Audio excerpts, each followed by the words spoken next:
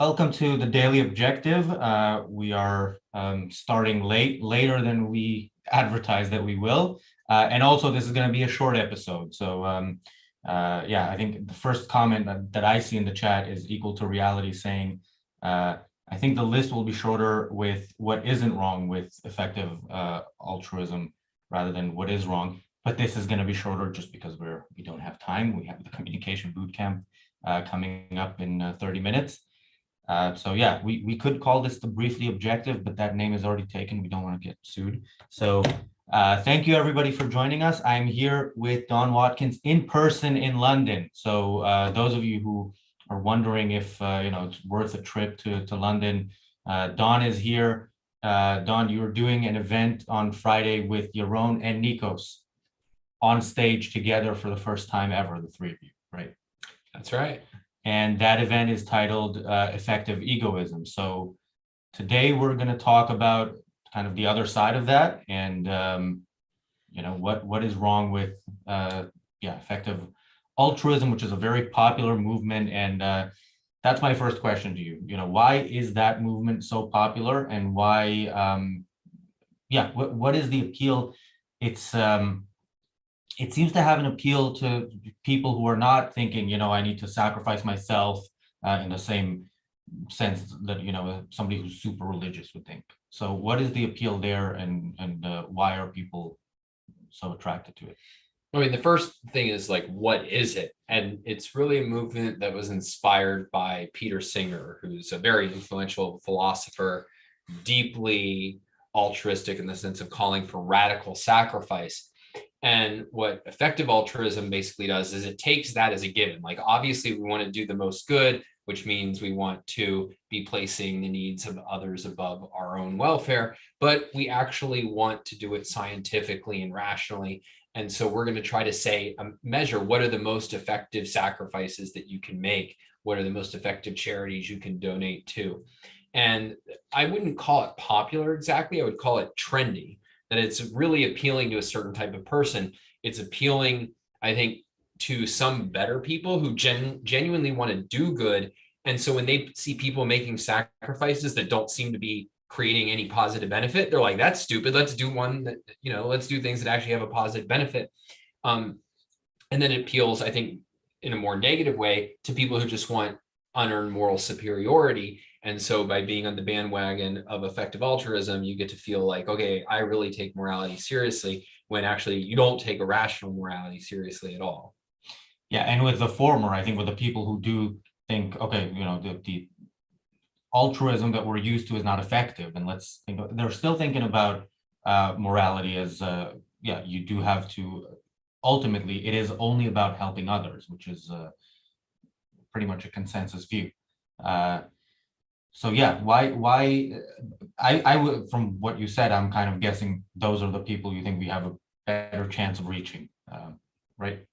I mean, I never have a good sense of exactly the people you have a better chance of reaching are the most rational ones. And rational people, though, can go really, really wrong. So like the scale of the mistake is not necessarily an illustration, at least up to a certain point, that like they're not persuadable. But what I think about is interesting in the movement is you get people who take morality seriously, because with altruism, most people just pay it lip service, right? But these are people who, at least by and large, are like trying to take it seriously. And so part of what you can appeal to them is like, look, if you're really concerned with morality, and some of these people really are, like, shouldn't we like question the basic assumption that what you're doing is moral? And they don't really question it. Like, that's in effect taken for granted, or at least they kind of give kind of a very, how would you put it? Like a suggestion of an argument, right? Like, well, hey, it would be wrong to let a drowning child starve. So shouldn't you devote your life to giving up everything important in your life for the sake of drowning children across the world and starving children across the world? Like, that's the extent of their actual argument.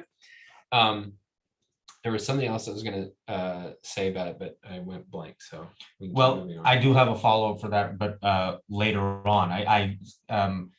So yeah, what is it that objectivists are doing wrong? Let's put it as bluntly as possible. Like, why aren't we reaching at least the numbers that effective altruism is reaching? Well, I mean, I think there's different ways to go about answering that. So on the one, you could like say, well, altruism is really popular. So if you start a movement that says, let's make it effective, that's a lot easier than saying, hey, let's take something that's unpopular and make that effective, right? Like, so in that sense, they have like the competitive advantage of they're just basically a variation on what everybody already agrees with. But the other thing that you can say is that, in effect, what has to happen for objectivism to win is that people need to get what the real alternatives are. So effective altruism, in a certain way, is really helpful marketing for us. The thing that makes altruism so palatable to people is that its demands seem pretty easy, right? It's like, oh, shouldn't you give to charity sometimes? And shouldn't you be nice to people? Yeah, well, then how can you be selfish? And what the effective altruists have said is exactly what objectivists have been saying altruism means, or at least part of what altruism means, which is no, like if you take morality seriously, it demands radical sacrifice. You should be picking a job not because it makes you happy, but because it'll give you more money to give away to charity. And you shouldn't be giving just a few, $1,000. Like you should be giving. I mean, really, they say you should be giving until you would lose as much as the people that you're helping would gain. But at minimum, you should be tithing, like things like that. You should be looking for opportunities to give a kidney away to a stranger. Like these are the kinds of demands for sacrifice. And it helps then paint. They're calling for radical sacrifice. We're calling for radical happiness, and then explaining what the alternatives look like. And I remembered again what I was going to say, but it was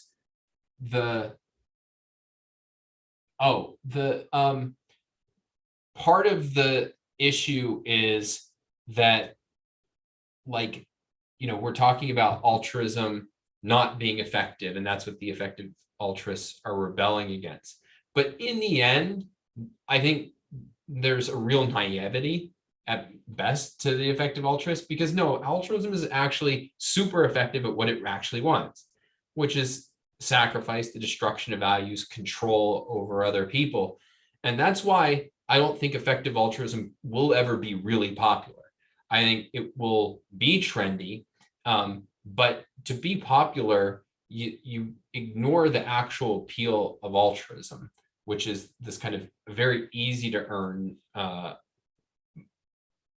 moral superiority, and the fact that what it's really aiming at doing is destruction, sacrifice, loss. And so, like, here's a real example of altruism that, like, this is what you actually see. It's not people filling out like questionnaires to figure out what the best charity is. It's, I'm sick, I want my daughter to take care of me, even if it means putting her life on hold. And if she doesn't do it, I'm going to say, don't you care about your family? Are you so selfish? That's altruism. That's really what it's aiming at and how it functions.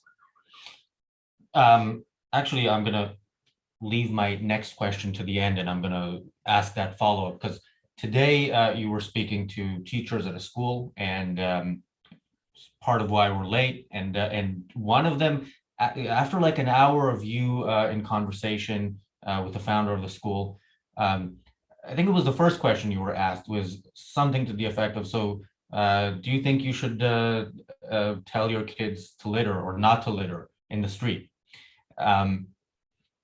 So what do you take away from, I guess, that and interactions like that in terms of what the journey looks like for us if we want to, I mean, that is, again, like they heard you talk for an hour and they still thought, or at least that teacher thought, this is what you mean by kind of selfishness or self-interest. Well, look, if we're going to be successful, we have to respect the problem. And part of the issue is that when people hear new ideas, the way that they process them is try to relate them to their existing categories. And so if you have a new philosophy, part of what you're doing is saying, no, all your categories or many of your categories are wrong. And it takes a lot, even if a person's trying their best, to get that they need to recategorize, and then to get like, what kind of categories are you using? Indeed, the woman who was interviewing me, like she said, like I think 12 times during the interview, "You're weird." And she wasn't trying to insult, but she couldn't figure out. She's like, well, this guy sounds like a libertarian, but he's talking about morality all the time. Like, what is going on here? And then another person asked a question that amounted to, well, like, don't you think we need moral judgment? And you think everybody should just be able to do what they want? And like you said, I'd been talking for an hour mostly about like morality and how you need to do what's rational, and there's kind of universal moral principles that should be governing you. But he couldn't get past, well, politically, I think people should be free. And that must mean you think it's okay to do whatever you feel like. And the idea that no, there's political, what you're politically free to do and what is morally right to do are different, though not completely unrelated. Like that's just so outside of how they're kind of carving up and categorizing reality. And so you're demanding a lot from a person. But what you can do in a first talk like that is they should feel a little uncomfortable that maybe my categories don't make a lot of sense. And maybe there's something to what this guy's talking about, but I don't really know exactly what that is. And then what your hope is that they continue to explore. And part of exploring is, actually engaging with Ayn Rand, where, okay, now I really am starting to get more and more of how she's kind of seeing the world.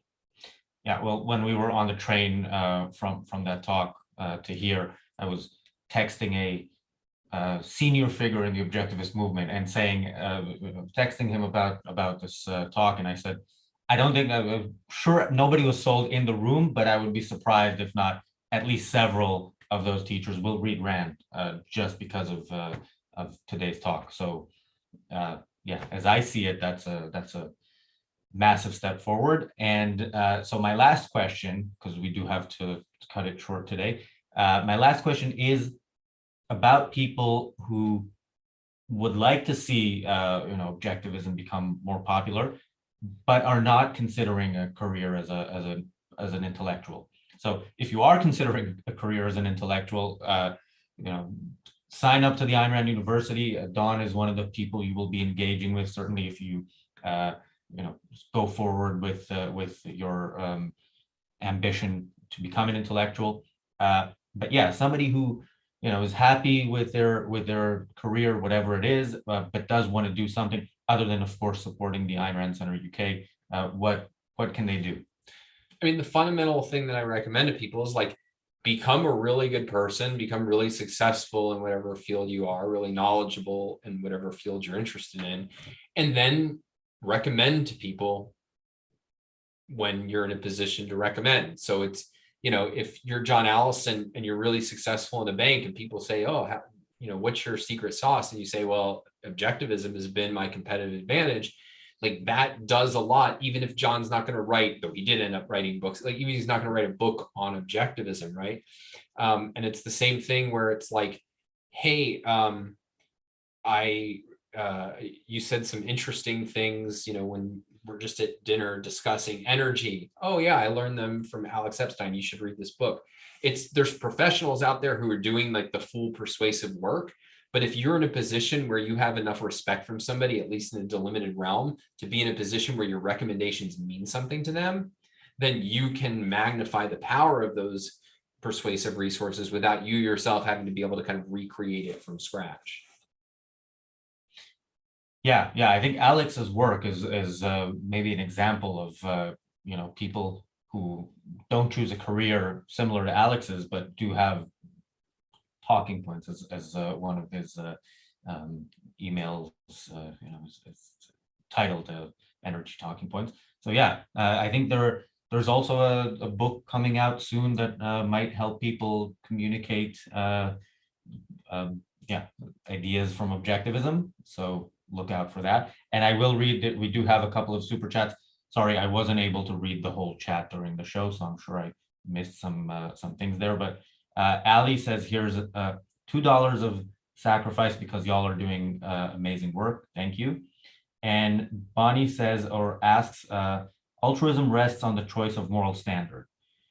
What's a good strategy to change the standard to match reality? Well, I mean, this is a point about how persuasion works.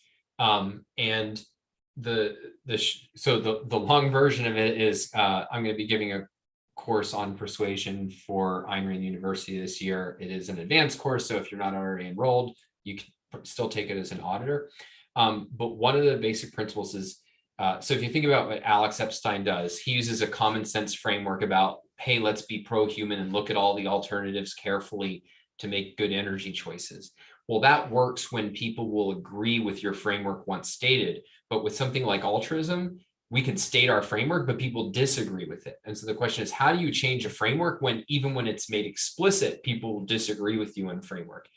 And the core thing that you have to do is show that it leads to contradictions and it leads to destruction, and that therefore you have a clarifying framework that leads to something inspiring. And that is the kind of shift that you have to make, and you have to be able to explain. And so if you think about what Ayn Rand does in Atlas Shrugged, for instance, right? She talks about like the contradictions in altruism and how it doesn't even it's not even a coherent kind of idea if you try to figure out, wait, if I'm supposed to sacrifice for others, but I'm an other to them, like how it leads to all these crazy dead ends in thinking. And then it leads to mass destruction. That is, all the evils in the world are kind of fundamentally rooted in this ideology. And then she provides a clarifying intellectual moral framework and an inspiring moral framework. And so that's in the end what you have to do in order to get people to reject altruism. Well, that's what we will continue to try to do here. And Apollo Zeus with a last minute super chat says Battle of the Ideas. We are actually going to Battle of Ideas, which is a weekend long event here in London. So if you are in London, I don't know if Daniel can put the link in the chat now, but there is a discount that we have for our viewers. And if you're in London, also join us on Friday for Effective Egoism with Don, Yaron, and Nikos. Thank you, everybody, for watching. Tomorrow we will be going live at 6 or 1 or 2 minutes late, not 30 minutes late. And yeah, if you are in London and you're an ARCUK member, you have 13 minutes to get to the world headquarters for the communication bootcamp. So thanks again, everybody, and see you tomorrow.